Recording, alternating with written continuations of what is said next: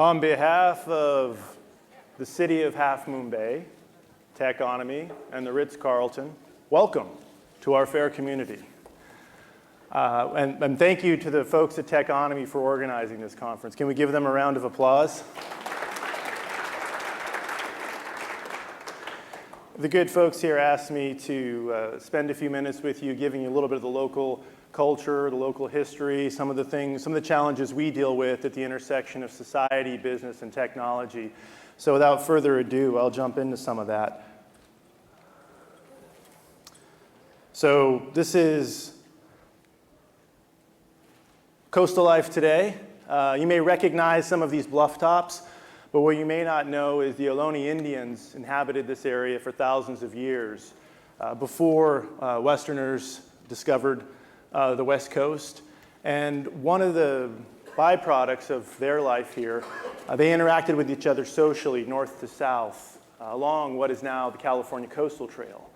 And the part of that is outside right here. If you've gotten a chance to get outside and enjoy the beautiful view, those trails are part of a public access system we're building from Mexico all the way up to the Oregon border. So if you haven't got a chance to enjoy it, or if you can peek out for sunset tonight, it's going to be spectacular. I encourage you to get out there and enjoy the view the Ohlone have been enjoying for thousands of years, and folks like me have been enjoying for about 10. The Spanish made their first visit here in 1769, 250 years ago. De Portola made a voyage on land from San Diego all the way up to San Francisco. He was looking for Monterey Bay, and he missed it. It's the largest bay in California. I guess he was a soldier and not a sailor, but there's reports of him being in Moss Beach, which is just a few miles north of here, and he used these coastal trail systems to get up and down the coast. So this is a depiction of him right as he discovered the San Francisco Bay, which the priest amongst them said this is big enough to take in His Majesty's entire fleet as well as the fleet of the rest of our European friends. So it was a pretty spectacular discovery by the folks there. A couple of eras of Half Moon Bay that are really important is up until about the 1840s, there wasn't a lot of activity here. You still had the Ohlone population existing and surviving on the sea, the fruit of the sea and some of the fruit of the land. But around between 1840 and 1850, you started seeing the first settlements in California. The Portuguese, the Italians, the Mexicans have been here for decades. And you started to get more and more folks moving in and building up Half Moon Bay. This salt box house you see here is the Johnston House, which sits on the bluff tops, and it's the first farming house in our community. What really got Half Moon Bay off and running was technology, the Ocean Shore Railroad in 1905 and 1920. And ironically, it's one of the things that got our community be protected the way it is. You see, the Ocean Shore Railroad had this idea of, hey, let's get people to build houses and little vacation homes here in Half Moon Bay, and we'll do that by selling them little plots of land, 50 by 150 square feet, 50 by 100 square feet.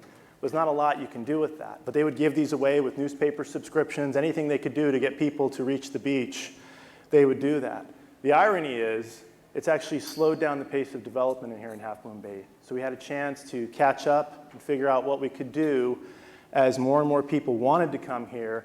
We had a lot of land that was going through some interesting challenges. As a planner, which I work in planning on a volunteer basis for here in the city, part of what we have to struggle with is how do you deal with our community? How do you protect all that green open space we have today?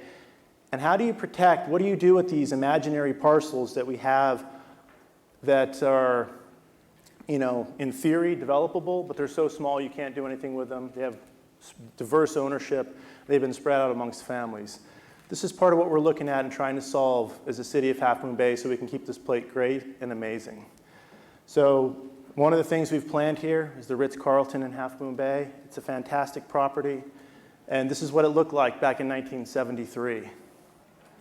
This is what it looked like back in 2002, a couple of years after they opened it.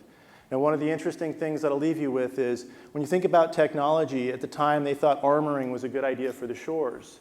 So what they did was they came and dumped a bunch of rocks right on the front of the beach. Ironically, this had the opposite of the intended effect. And those of you who were here last year, remember they were doing some work on the hotel to strengthen the front of the hotel and make sure that they don't have any issues with erosion and sea rise. So this is a problem that was created by technology, and ironically, we went back last year, we removed, a long time ago we removed the rocks, but we also removed some of those artificial structures which are creating distortions. And thankfully, this hotel will be here for a long, long time because of that planning process. So as we look to the future, part of what makes this a great place is it's accessible to the public thanks to the California Coastal Act.